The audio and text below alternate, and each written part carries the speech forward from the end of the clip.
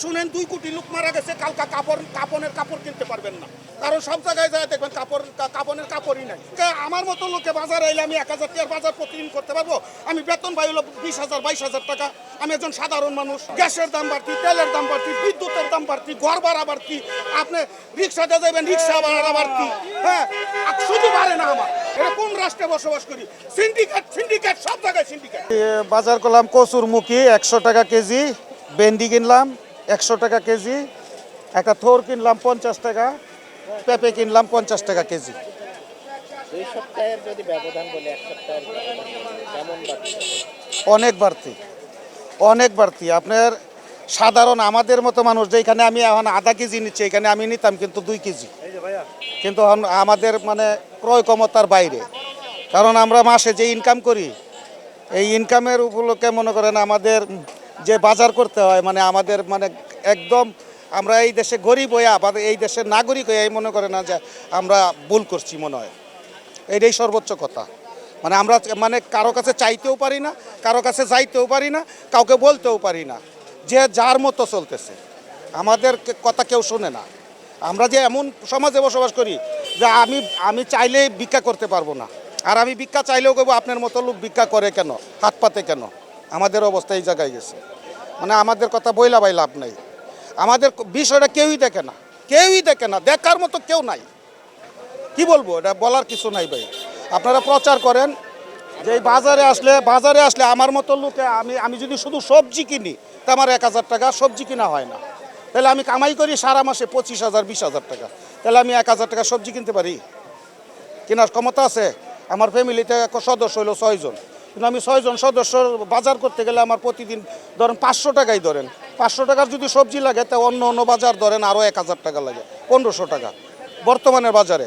আর যেই বাজারটা মনে করেন আগে 1000 টাকায় কিনলে মনে করেন আমার কি হইতো, পুরা ফ্যামিলি নিয়ে আমি চলতে পারতাম। এখন চলতে পারি না। বাড়িওয়ালায় একদিকে কারেন্ট বিল বাড়তি, একদিকে গ্যাসের বিল, আবার গ্যাস নাই, আবার যায় দেখেন পানির বিল বেশি, আবার যায় দেখেন বাড়িওয়ালা মাসে মাসে ঘর ভাড়া বাড়াইতেছে।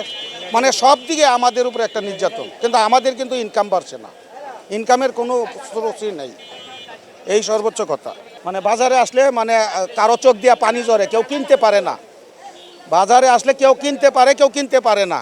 কারো চোখ দিয়া পানি ঝরে, কিন্তু এই পানি চোখের এই যে কলিজা রক্ত চিরা যে ইয়াটা যে আপনার এটা কেউ দেখাইতে পারে না। মানে আমি দেখাইতে পারি না। এই যে আমি আইলাম, আমার কাছে টাকা হইলো সর্বোচ্চ 800 টাকা, এখন আমি বাজার করলাম, এখন মনে করেন মাছ কিনতে গেলে আমার কাছে টাকা নেই।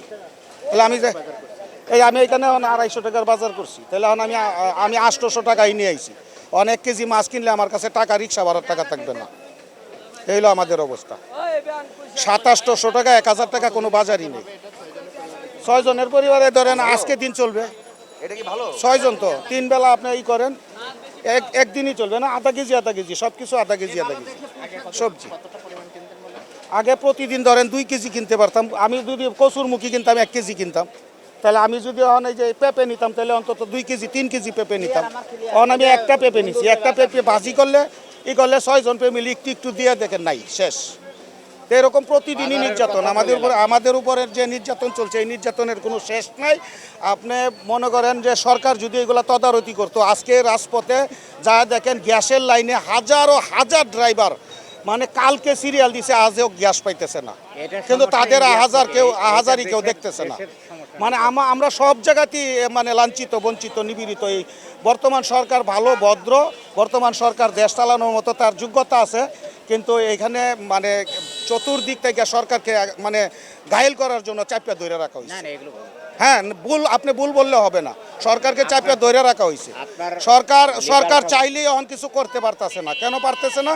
সরকার এখন বসছেই তো মাত্র 4 মাস। বহির্বিশ্বের সমস্যা খালি এই দেশেই সমস্যা, এই দেশে আর অন্য দেশে। আপনি যখন আপনি তেলের দামটার কথা বলেন, আপনি তেলের দামটার কথা বলেন, ইন্ডিয়া দেয়, আপনি ডিজেল আর এই যে অক্টেনের বিষয়টা বলেন। আপনি যখন সরকার তেলের দাম বাড়াইয়া দিল, তখন কোথায় গেল আপনার সিন্ডিকেট? তখন তার দাম কমলো কিভাবে? তখন সিরিয়াল কমলো কেন? পাম্পে তখন সিরিয়াল নাই, এইটাও বাড়ায় দাও। আজকে গ্যাসের সিরিয়াল বাড়াও, আমি চ্যালেঞ্জ করে দিলাম। আজকে গ্যাসের দাম বাড়াও, কালকে গ্যাস পাম্পে কোনো সিরিয়াল থাকবে না। এটা সমাধান না। থাকবে না এটা বলছে এটা সমাধান না, বাড়াইলে কারা সমস্যা পড়বে? আপনার আমার মতো যারা ক্রেতা, আমরা যারা ভুক্তভোগী, আমরাই তো।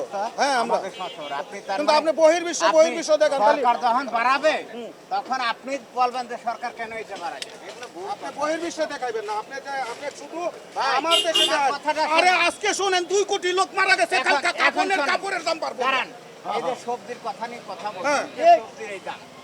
ধরেন এই যে কথা আমাদের আমার দেশের বললেন না ভাই। উৎপাদন ব্যবস্থা। ভাই আমি আমার রাখুন বহন। আজকে শুনেন 2 কোটি লোক মারা গেছে, কালকে কাপড় কিনতে পারবেন না, পারবেন না। কারণ সব জায়গায় যায় দেখবেন কাপড়ের কাপড়ই নাই। বুঝেন নাই? এই রাষ্ট্র সেই রাষ্ট্রে বসবাস করি আমরা। আমার মতো লোকে বাজারে এলে আমি 1000 টাকার বাজার প্রতিদিন করতে পারবো? আমি বেতন পাই হলো 20,000 22,000 টাকা। আমি একজন সাধারণ মানুষ। আপনি প্রতিদিন 1000 টাকা 2000 টাকার বাজার এটা করতে আপনি পারতে বলতে পারেন। এটা কোন ধরনের কথা? গ্যাসের দাম বাড়তি, তেলের দাম বাড়তি, বিদ্যুতের দাম বাড়তি, ঘর ভাড়া বাড়তি, আপনি রিক্সাতে যাবেন রিক্সা ভাড়া বাড়তি। হ্যাঁ, শুধু বাড়ে না আমার, শুধু বাড়ে না আমার। এটা কি? এটা কোন রাষ্ট্রে বসবাস করি?